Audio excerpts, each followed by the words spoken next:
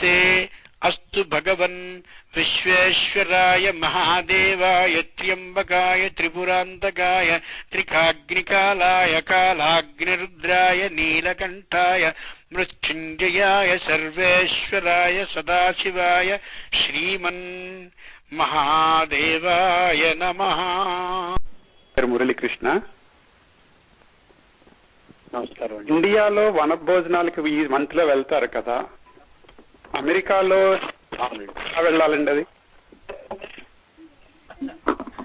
అమెరికాలో వనభోజనానికి అవకాశం లేకపోయినా, తులసి చెట్టు గాని లేకపోయినా కనీసపు తులసి ఒక కొమ్మ ఏదైనా ఉన్నా సరేనండి వెళ్ళడం మంచిది. అసలు వన భోజనానికి కారణం ఏమిటంటే, ప్రతి వ్యక్తి యొక్క జీవితం కూడా అందరూ చుట్టాలు, బంధువులు, స్నేహితులు అందరూ ఉన్నప్పుడు చాలా ఆనందంగా ఉంటుంది.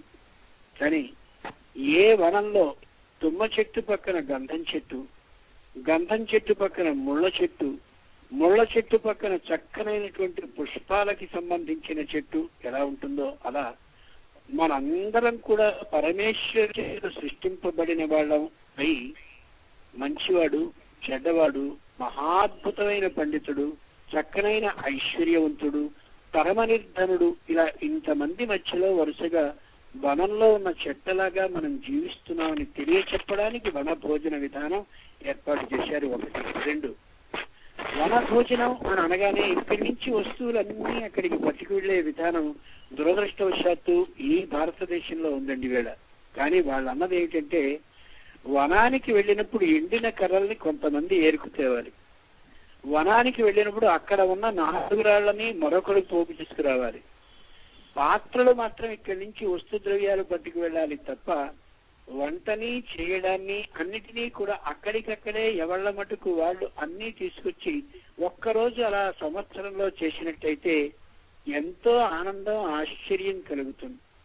అక్కడ వనంలో ఉండేటటువంటి చెట్ల ఆకుల్ని జాగ్రత్తగా విస్తళ్ళుగా కుట్టుకుని దాంట్లోనే భోజనాన్ని చేసి అందరూ కలిసి మహావిష్ణు స్మరణని, శంకర స్మరణని చేస్తే మరింత విశేషంగా ఉంటుంది. అందులో ఎవరు పొదుపుగా వంట చేస్తున్నారో, ఎవరు నీటిని దుబారాగా వాడుతున్నారో, ఎవరు మంట ఎక్కువ పెట్టి వంట చేయడానికి పాడు చేస్తున్నారో, ఎవరి యందు వడ్డించే నైపుణ్యం ఉందో, ఎవరికి వడ్డన సరిగా రాదో, ఎవరు భోజనాన్ని ఏ విధంగా చేస్తున్నారో, ఇట్లాంటివన్నీ సామాజికంగా తెలిసే అద్భుతమైన విశేషాలు మనకు కనిపిస్తాయి.